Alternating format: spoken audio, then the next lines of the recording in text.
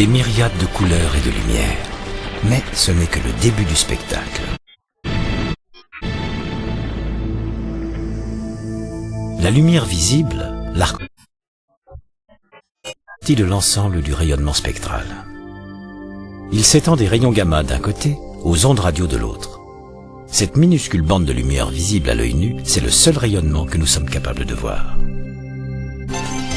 L'ensemble du rayonnement spectral est invisible. Ce que nous voyons, c'est la réflexion sur les particules de l'atmosphère.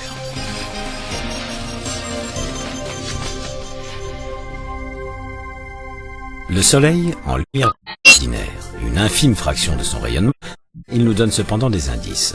La chaleur que nous sentons sur nos corps, ce sont les rayons infrarouges. Le bronzage, ce sont les rayons ultraviolets. Les télescopes optiques ne peuvent voir que la lumière visible, et il manque une grande partie du spectacle. Pour obtenir une vision totale du spectre de l'univers, il faut avoir recours à une astronomie différente.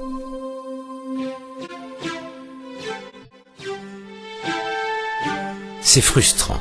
Bien que l'orchestre joue toute la partition, nous ne sommes capables d'entendre qu'une petite partie des notes. C'est la même chose dans le ciel. La lumière visible ne représente qu'une note ou deux du spectre. Nous avons besoin de toute la portée, de tout le rayonnement, pour pouvoir entendre l'orchestre.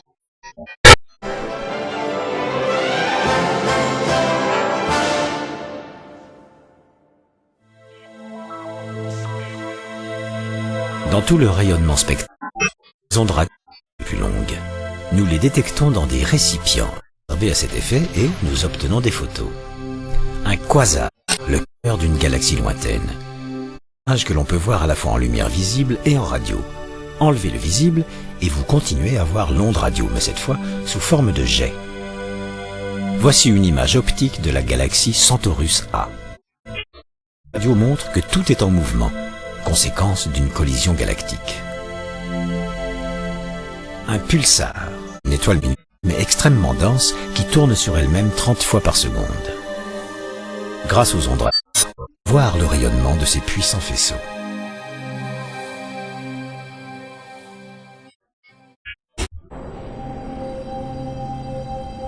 Le long du spectre de l'onde radio à l'infrarouge. L'infrarouge ne peut être détecté dans les régions les plus sèches de la Terre, car il est absorbé par la vapeur d'eau. Les sommets des montagnes arides ou les déserts, car l'eau au pôle sud est complètement gelée. Pour les astronomes, c'est très important. Il révèle la présence de poussière cosmique chaude. Mais, tout comme l'ultraviolet et le rayonnement radio de très grande longueur d'onde, l'infrarouge pénètre très peu notre atmosphère. En gros, seule la lumière visible passe au travers. La plupart des ondes invisibles est absorbée par notre Pour surmonter ce problème, des détecteurs ont été placés en orbite autour de la Terre. Voici ISO, l'observatoire spatial infrarouge. ISO doit rester froid pour ne pas être aveuglé par son propre rayonnement. Tout ce qui est chaud émet dans l'infrarouge. Les circuits de l'hélium liquide absorbent la chaleur et la ventilent hors du vaisseau. Avec moins de 170 degrés, ISO est le laboratoire le plus froid de l'univers.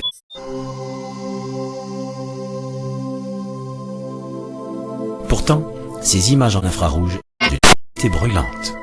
Ici, dans la constellation, l'infrarouge dévoile de gigantesques nuages de gaz et de poussière, un berceau d'étoiles. En lumière visible, voici l'immense nuage de Magellan, une galaxie très proche de la nôtre. Vu en on découvre de vastes poussières où naissent les étoiles. La galaxie d'Andromède en lumière ordinaire. Et ici, sous différentes longueurs d'onde en infrarouge. Sur les nuages où naissent les étoiles, l'infrarouge nous montre la structure en spirale d'Andromède.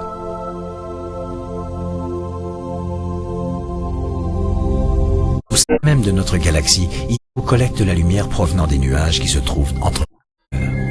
C'est la tâche de ce spectromètre à grande longueur d'onde. Il nous donne des images de nébuleuses sur le point d'accoucher de nouvelles étoiles. Toujours en infrarouge, ISO traque une comète aux alentours de la Terre. Sa queue ressemble à la trace d'un avion à réaction. En lumière visible, le cœur d'une comète reste dans l'ombre. Mais les rayons infrarouges percent les couches de poussière qui entourent le noyau. La composition d'une comète, une empreinte digitale en infrarouge. En 1987, ISO détecte de la comète Hale-Bopp.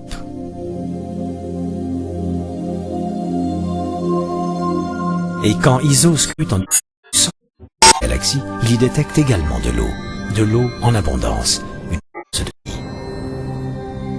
ISO, un œil sur l'invisible.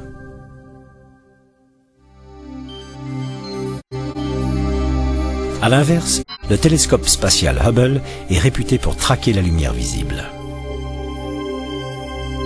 Toutefois, il peut également voir de part et d'autre du visible, en infraviolet de l'autre, un peu comme le dévoilement progressif d'un paysage cosmique. En lumière visible, voici un détail de la nébuleuse d'Orion vue par Hubble. À travers la poussière, Hubble découvre des cocons de jeunes étoiles en infrarouge. Toujours en lumière visible, cette photo prise par Hubble nous invite à explorer une autre partie du spectre.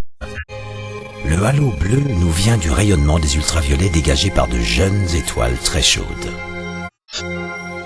La galaxie d'Andromède en lumière visible. Mais en ultraviolet, des nuages de gaz, des étoiles massives jeunes. Voici la comète de Halley en ultraviolet. Le bleu sombre représente un hydrogène enveloppant totalement la comète.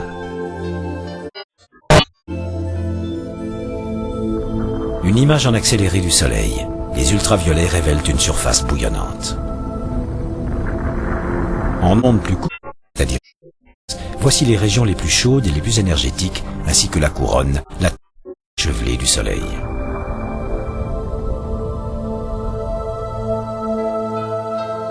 Le ciel tel qu'on le voit la nuit, le même à travers les rayons X. L'observatoire Rosat, placé sur orbite, prend pour cible les taches chaudes du cosmos. Il découvre 60 000 sources de rayons X. Comme cette galaxie avec son noyau turbulent est très probablement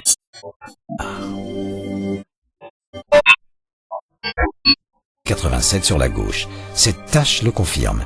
C'est un jet de matière qui provient d'un trou noir sur une simulation en rayons X.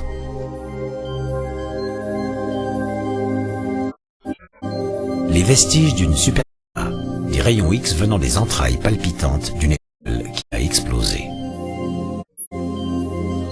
Voici la nébuleuse du Crabe et son pulsar, les restes d'une étoile qui a explosé. Elle tourne comme une toupie, émettant des faisceaux de lumière comme le ferait un phare. Le pulsar en rayon X, là il est éteint, là il est allumé, et ceci 30 fois par seconde. Les rayons X révèlent toute l'énergie du pulsar, capable d'illuminer la nébuleuse entière.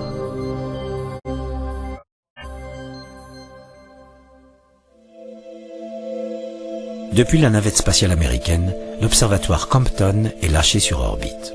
Il détecte les rayons gamma, le rayonnement le plus énergétique. Compton découvre ici des jets de gaz de 100 millions de degrés éjectés d'un trou noir.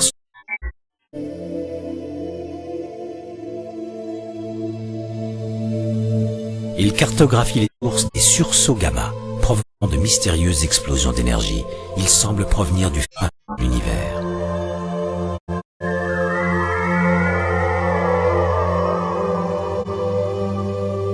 Voici en rayon gamma un panneau de notre galaxie, la Voie lactée.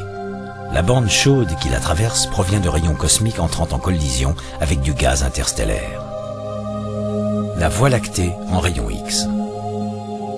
Puis en infrarouge, révélant la présence de poussière. Ensuite en ondes radio. Et enfin, dans le rayonnement que nous connaissons le mieux, la lumière visible. Ce n'est pas qu'une toute petite partie de l'orchestre cosmique, mais c'est peut-être aussi la plus belle.